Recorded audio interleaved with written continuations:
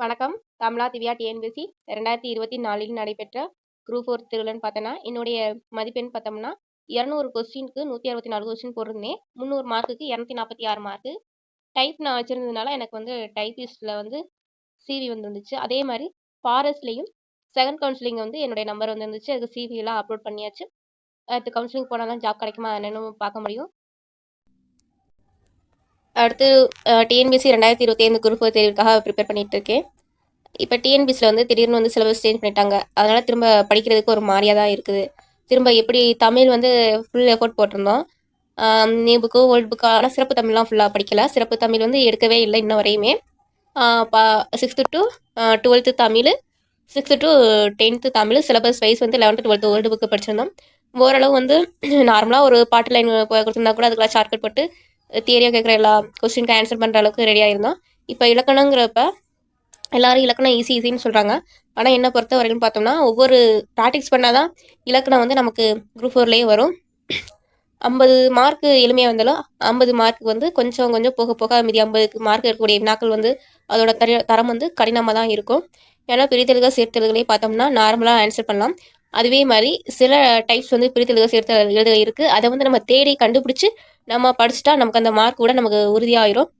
அதுக்கு வந்து நம்ம நோட்ஸ் எடுத்து படிக்கணும். ஃபஸ்ட்டு பாயிண்ட், நான் என்னுடைய 2024 குரூப் 4ல தமிழில் வந்து 94 மார்க் போட காரணமே நான் வந்து தமிழ் வந்து சிலபஸ் படி நோட்ஸ் எடுத்து வச்சுருந்தேன். அதேபடி நீங்கள் வந்து இப்போ படிக்கிறதுக்கு முன்னாடி நீங்கள் ஒரு சோம்பேறி படாமல் நீங்கள் வந்து டாபிக் வைஸ் நீங்கள் நோட்ஸ் எடுத்து வச்சிட்டிங்கன்னா அது பெட்டராக இருக்கும். அதே மாதிரி நீங்கள் இலக்கணம் வந்து ஸ்கூல் புக் ஃபுல்லாக அது தியரியாக கூட கேட்கலாம். எப்படி ஸ்டேட்மெண்ட்டாக கேட்கலாம், பாதிக்கு பாதி 10 கொஸ்டின் இந்த மாதிரி கூட வரலாம். அப்படிங்கிறப்ப நம்ம இலக்கணத்தில் உள்ள 6ஆம் வகுப்பு முறை 10ஆம் வகுப்பு வரையில் உள்ள இலக்கணம் நல்லா தெளிவாக இருக்கணும். அதே மாதிரி ஃபுல்லாக கான்செப்ட் என்னென்னு படிக்கணும். அடுத்த படித்தான் நமக்கு வந்து இலக்கணம் வந்து டெஸ்ட்டு போட்டு பார்க்கணும். அதே மாதிரி சின்ன சின்ன கண்ணிட அந்த லகர வேறுபாடு, ஒலி வேறுபாடெலாம், மைங்கொலி பிழைகள்லாம் சொல்லுவாங்க. அதெல்லாம் பார்த்தோன்னா நான் வந்து 2024 நடைபெற்ற அந்த குரூப் 4 தேர்வுக்கு நான் ஒவ்வொரு நார்மலாக ஒரு பேரா படிக்கிறோம்னா அந்த இதெல்லாம் அந்த சவுண்டுக்கு அந்த லகரத்துக்கு என்ன வரும் அப்படின்னு மீனிங் பண்ணி அந்தந்த இடத்துல நான் அட்டைன் பண்ணி தான் படிப்பேன். நிறைய டெஸ்ட்டு போட்டேன். இலக்கணத்துக்கு மட்டுமே எனக்கு மதிப்பெண் போகிறதுன்னு பார்த்தோம்னா இலக்கணம் மட்டும்தான் போன வாட்டிலாம் போயிட்டே இருந்துச்சு. 2022லேயுமே என்னுடைய தமிழ் மார்க்குன்னு பார்த்தோம்னா 90 மார்க்கு. அதில் போனது கூட நார்மலாக மரபு பிள்ளைன்னு சொல்லுவாங்க. மரபு பிள்ளையிலேருந்து முறுக்கு தின்னு சோறு உண்ணு இது கூட அப்போதைக்கு எனக்கு தெரியாது. அப்போக்கு நான் ஆப்ஷன் பார்த்தாவே எல்லாமே அதுக்கு வர்ற மாதிரியே இருக்கும். இப்போ நம்ம ஒவ்வொன்றையும் சாதாரணமாக நினைக்கக்கூடாது. இலக்கணத்தை பொறுத்தவரை சாதாரணமாக நினச்சோம்னா நம்ம எக்ஸாமில் போய் கோட்டை விட்டுட்டு அடுத்த எக்ஸாமுக்காக நம்ம காத்திருக்கணும். அந்த மாதிரி தப்பே பண்ணாதீங்க. அதெல்லாம் நாங்கள் பண்ணிட்டு தான் இப்போ நாங்கள் சொல்கிறோம். சிலபஸ்னு ஒன்று டிஎன்பிஎஸ்சி கொடுக்குறாங்களா, அந்த சிலபஸ் தான் நமக்கு தாரக மந்திரமே. அந்த சிலபஸில் எந்த லைன் எங்கெங்கே இருக்கோ அது எல்லாத்தையுமே பொறுமையாக நீங்கள் பாருங்கள். இதுவரை நீங்கள் தமிழ் புக்கை ஃபுல்லாக படிச்சிருப்பீங்க. அதே தான் நீங்கள் திரும்பவும் படிக்க போறீங்க. அப்படி ஒரு வாட்டி படிங்க, அதெல்லாம் ஒன்றும் தப்பு இல்லை. அந்த பாயிண்ட்ஸ்லாம் எங்கெங்கே இருக்கோ அந்த சிலபஸ் படி நோட்ஸ் எடுத்து வச்சுக்கிட்டிங்களா தமிழில் கண்டிப்பாக நீங்கள் 95 மார்க் வாங்கலாம். எனக்குமே இப்போ திரும்ப படிப்போமா வேணாமா, இல்லை அந்த எக்ஸாமை பார்ப்போமா, இல்லை இந்த எக்ஸாம்லேயே கடைசியில் போயிடலாமா, அப்படி இல்லைன்னா அடுத்த எக்ஸாமுக்கு ப்ரிப்பேர் பண்ணுவோமா அப்படின்னு தான் ஒரே எண்ணமாக வந்துட்டுருக்கு. இன்னமும் படிக்க ஆரம்பிக்கல. அப்படி நான் படிக்க ஆரம்பிச்சிட்டேன்னா டெஸ்ட்டு வந்து வாரத்துக்கு ஒரு முறை தான் நான் போடுவேன். டெஸ்ட் வந்து என்னால் கண்டினியூலாம் போட முடியாது. எனக்கு வந்து இப்போ டிஎன்பிஎஸ்சி சிலபஸ் மாற்றினதால எல்லாரும் ஈஸின்னு சொன்ன அந்த ஒரு காரணம் கூட எனக்கு தெரியல. நான் வந்து ஒவ்வொரு போன முறையுமே எனக்கு வந்து இலக்கணம் தான் அவ்வளோ மிஸ்டேக் வந்துச்சு. எல்லா இதுவுமே நான் இது பண்ணி அதுவும் ஒரு இலக்கணத்தில் மிஸ் பண்ணிட்டேன். இந்த ஓமை தொடர் வந்து கொடுத்துருப்பாங்களே, எண்ணி செயல்படாமல் அவசரம் கொடுக்க, அது மாதிரி ஒரு கொஸ்டின் வந்து டிஃப்ரெண்டாக நம்மளாம் யோசிச்சு போடுற மாதிரி ஒரு கொஸ்டின் கேட்டிருந்தாங்க. அது பார்த்தா எல்லாமே ஒரே ஆப்ஷன் மாதிரியாக தான் இருந்துச்சு. நான் போட்டது எடுத்தோடனே எனக்கு அதே கொஸ்டின் தான். நான் 2024 கொஸ்டின் டிஎன்பிஎஸ்சி எக்ஸாம் காலையில் உட்காந்துட்டு மொதல் கொஸ்டின் பார்க்கும்போது எனக்கு அந்த கொஸ்டின் தான் இருந்துச்சு. போச்சு, அந்த ஒரு கொஸ்டினை பார்த்தோடையுமே தமிழ் கஷ்டம் அப்படிங்கிற மைண்ட் செட்டு மைண்டில் வந்துருச்சு. இருந்தாலும் பரவாயில்ல, தமிழில் தான் நமக்கு மார்க் ஸ்கோர் பண்ணணும்னு சொல்லிட்டு ஒவ்வொன்றா பொறுமையாக தமிழுக்கு தான் அதிக டைம் எடுத்துக்கிட்டு பொறுமையாக அப்படியுமே இந்த சிங்காரம் ஒரு கொஸ்டின் 10th வந்துச்சு. அந்த கொஸ்டின் வந்து மிஸ்டேக் பண்ணிட்டேன். ஸ்கூல் புக்லேருந்து கேட்ட ஸ்கூல் புக்கில் கேட்ட கொஸ்டினே நான் மிஸ்டேக் பண்ணிட்டேன். இல்லைனா ஒரு 98 மார்க் கூட வாங்கியிருக்கலாம். எல்லா கொஸ்டினுமே தெரிஞ்சிருந்துச்சு.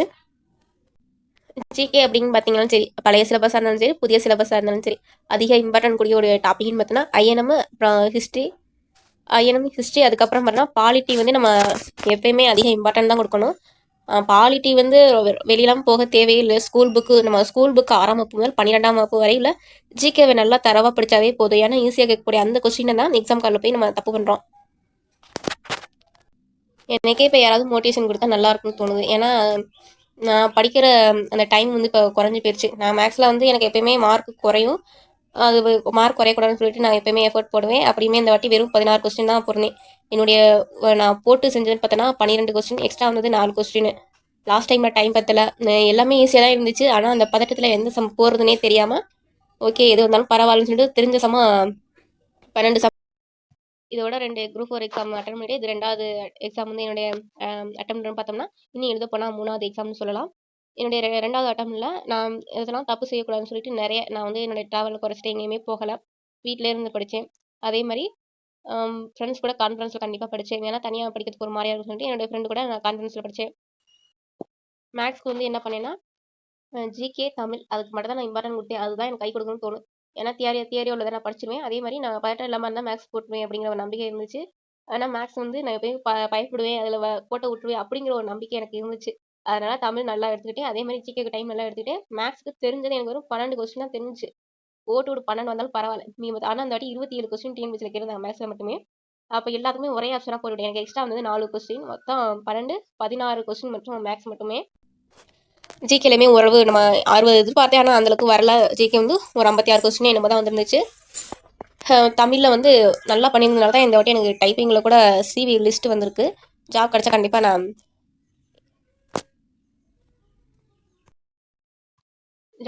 கண்டிப்பாக யூடியூப்பில் சொல்கிறேன்.